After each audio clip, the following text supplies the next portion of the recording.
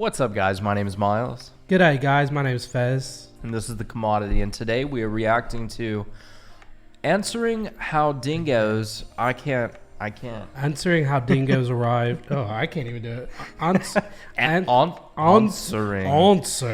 how dingoes arrived to Australia 4,000 years ago. This video was suggested to us by Tarsh, Not Trash. Thank you so much. We truly appreciate it. We've had quite a few, I wouldn't say quite a few, but we've had a few suggestions from you, so we truly appreciate it. Keep them coming because we will keep reacting to them. So just a heads up, the next 6 days, obviously through the holidays, we're videoing them all at once.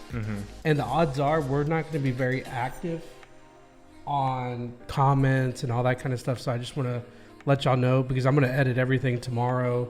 I'm going out of town. He's going to be spending time with his family. So it's going to be, I mean, it's Christmas. You guys understand that. Yeah, same with you guys. You are going to be with family and doing y'all's thing. So we won't be super active. Yeah. But we'll still be checking in and trying to comment back to some people. So guys, before we hop into this video, if you would go ahead and give us a thumbs up. It truly helps us out in getting these videos out to more people. I'm buttoning my sleeves. Also, if you would go ahead and click the subscribe button and the bell notification icon, that way you guys can stay informed on our future videos. And if you'd like to help support the channel even more and get exclusive YouTube short shout outs, fuck it, click the join button down below. Yep. So let's check this out. When people think of Australia, they think of kangaroos, koalas, and of course dingoes. The dingo is Australia's first introduced species, but its history has been uncertain until recently. The dingo is not a native in that it did not first evolve here in Australia, but much like people, it has been here for thousands of years. Aboriginal people arrived in Australia over 60,000 years ago, while dingoes arrived approximately 4,000 years ago. The earliest evidence of a dingo in Australian culture comes from Aboriginal rock art created in Western Australia's Pilbara region 3,500 years ago. Dingoes originally were semi-domesticated and travelled here with a race of ancient people that had wanted to seek out a new land. They were a very valued ally. Aside from hunting and protection, they had a remarkable ability to locate water both above and below ground. So they are quite old. Well, I mean, historically, yes. 4,000 years is a long time. Yeah. You make it sound like they're Methuselah or something. Well, I mean, like they're older than I thought they would be. Oh, yeah. Like, I'm kind of curious. Like, where did the dog even start? I mean, this is basically a dog, more or less. Right. But they're very, like, in tune in their environment, being able to find water underground and above ground, which I certainly hope so. But... yeah, no, I had no clue. Did they even say where they did come from? Yeah, well, they came from with the Aborigines. Yeah, but that doesn't tell us where. I don't know. Like originally. Yeah, like I don't know where the Aborigines came from originally. Of ancient people that had wanted to seek out a new land. They were a very valued ally. Aside from hunting and protection, they had a remarkable ability to locate water both above and below ground. This is an indispensable skill in the Australian outback. This not only helped Australia... I can't get over the fact that they're really good at finding water above ground. What's the movie where the girl... Well, to be fair, I mean, if you're in the middle of... Like, no, I know what they're saying. Like, you're in the desert, it can locate... It can probably smell out water, but the way I'm thinking it is like somebody standing like right in front of a lake. I wish I could find some water. In Aboriginals for many thousands of years, but also European explorers. There are a number of accounts of wild and semi-wild dingoes leading Europeans to life-saving water springs. Now this may make you think, what the f***? But when dingoes were taken from their mother, the people who took them would breastfeed the animals to keep them alive. In fact, many ancient cultures did this to animals that would eventually be domesticated. The conclusion is drawn that animal nursing may indeed have contributed to the domestication of such animals as the pig and dog, and that in some places, particularly lowland New Guinea, it was practiced very commonly. Most theories have assumed a dingo is a kind of dog, which was domesticated from wolves in China and brought to Australia's northern shores by seafarers. Dingoes appear to have evolved from wolves before dogs did. Much of their timing and evolution remains uncertain, however. There were many different maritime cultures that visited Australia in ages past. Some stayed, some disappeared, and some became integrated with the existing Aboriginal tribes. There are many future videos planned to explain this, so make sure to keep up to date with our releases. So that's actually what he kind of touched it, but didn't really go in depth. because he mentioned like what they kind of came from, wolves and all that kind of stuff. What I've actually read, and I don't know how true it is, I mean, I don't remember where I read it, is that dogs, the reason that they ever actually got domesticated is because humans, whatever species they were at the time, you know, whether they were Homo sapiens or if they were something before that, they were hunting the same animals. So that's how they kind of became, you know, man's best friend. That's where that term comes from, is because they used to hunt together way before, you know, the British and all that. Before they even started breeding dogs to do specific type of hunting and all that kind of stuff. And so I wonder if that's kind of like, if this is one of the first dogs that were done in that way. You know what I'm saying? Right. Like these guys they were hunting, humans were hunting, and they were like, screw it, let's hunt together, let's eat together type of thing. It's pretty cool. Scientists concluded that dingoes are descendants of domesticated dogs from East Asia. All Australian dingoes may have arisen from a small number of dogs, possibly even just one male and one female, that arrived in Australia in one single event with humans. Dingo fossils are absent from Tasmania, further solidifying the fact they were introduced. Australian dingo skulls are between those of dogs and wolves. Dingoes appeared to have been somewhere in between. This makes it possible that dingoes are the descendants of one of man's earliest attempts to domesticate wolves. While the dingo is an introduced species, it has been in Australia long enough to become a functional part of the natural ecological system as a top-order predator. Before the dingo, thylacines roamed the Australian mainland. Now extinct, it is thought that dingoes replaced the role they once served and are responsible for the disappearance of thylacines. This, as well as increased competition and predation from growing human populations, combined with climate change, were also contributing factors to the... What is that again? Thylacine. Yeah, those are freaky looking animals.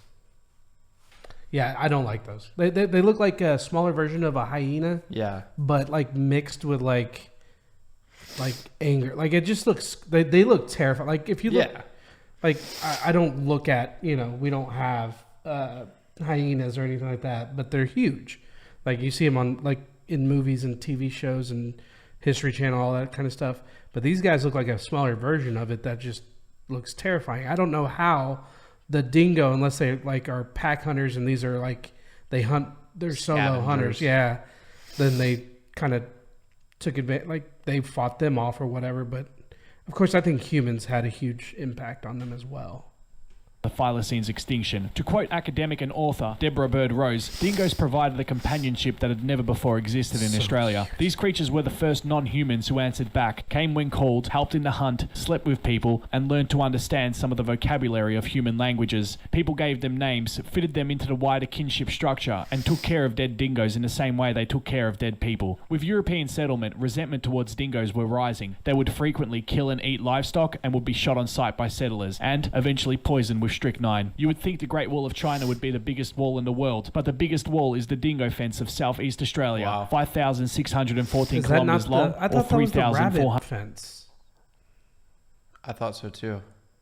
188 miles, which was finished in 1885, and alongside this, the rabbit-proof fence of Western Australia, 3,253 kilometres long, or 2,021 miles, completed in 1907. These are both described as the longest fences in the world. This led to kangaroo numbers exploding in southeastern Australia in the 1860s and 1870s. Settlers responded by holding kangaroo battues, which involved rounding up large numbers of the animals and slaughtering them, often with clubs. How horrible. Damn. So how did dingoes get to Australia? There are several groups of people who could have brought the dingo to Australia. Such examples are the seafaring Lapita people, who spread eastward into the Pacific from East Asia, Indian mariners who may have travelled to Australia, and traders from Timor and Taiwan who sailed throughout Southeast Asia, as well as a group of maritime hunters and gatherers called the... They all just look really drunk. Right? but based off of what he's saying, it like, where else do you find dingoes? Like, I've never heard of dingoes anywhere else besides Australia. Yeah. I mean, they could be like different names in other countries, though. Because you don't call alligators something different anywhere else. Realistically, that's what it is a wild dog. It's a dog mixed with wolf. All dogs are... I mean, I don't think they're no longer... Like, I don't think you search... Like, I don't think they're in the same class as wolf anymore. Like, I think they're more dog than wolf. Just undomesticated dog. Right. So I mean, it's still kind of confused. I feel like I'm being filled in vaguely, and he's talking so fast. Yeah.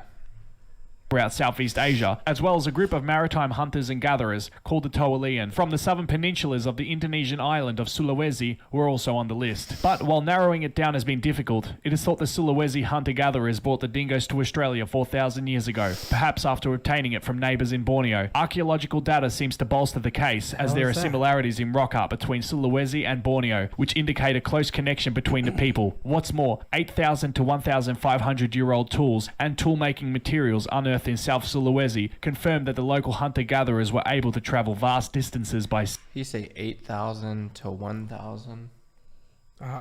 Maybe I missed that. What's more, 8,000 to 1,500-year-old tools and tool-making materials unearthed in South Sulawesi confirmed that the local hunter-gatherers were able to travel vast distances by sea. There were strong currents, which could have blown their ships to Australia. So there you have it. One of the main icons of Australia, and an animal people know all around the world as being from Australia, is actually not even from Australia. Every day we are learning amazing new things about ancient humans, their furry companions, how far we have travelled, and everyday old beliefs are being challenged. It's clear humans arrived to many places much more than previously assumed, and that there are many more mysteries waiting to be unraveled, sitting frozen in time until we discover and investigate them. We hope you enjoyed this video. Please give us a like if you did, and consider subscribing to our channel. And that was fast. Dingo pups are so cute. They are adorable. I'm still waiting for science to figure out how to keep animals like puppy size, because yeah. Well, they've got the miniature, the toy animals. Not the same. I had a toy. I would say it was more my sister's dog, but a toy poodle. Mm-hmm. It was not always cute. It was cute when it was like a baby, because I mean, a toy poodle is like this big. The baby toy poodle is like this big. Yeah, it's cute. But like, I think there's a dog called a Pomsky. It's Pomeranian and Husky. Holy crap! Yeah, they're cute. 24/7. Yeah. This was pretty informative. I feel like it was a little too fast for me. Yeah, I'm gonna have to watch it slow down again to, fully understand everything. But I got the gist of it. Yeah, more or less, yes. Like, there's a few questions. Like, he mentioned something about wolves and dogs and stuff. Obviously, I believe, if I understand right, most dogs derive from wolves of some sort. Which I still want to know where, like, the snout, like these, like Chihuahua. Yeah, like what wolf is that? The least powerful wolf ever. But yeah, no, I mean, there's a lot of stuff. Like, it looks like you would be able to domesticate. They look domesticated. Like that you could walk up to and pet them. And yeah, they don't look dangerous. Yeah, I mean, who knows? Guys, if you enjoyed this video, please hit the like button. If you want to see our future videos, hit the subscribe button and the bell notification. If you want to support us directly, hit the join button. And with that being said, my name's Miles. My name is Fez. Thanks for watching, guys. Peace out.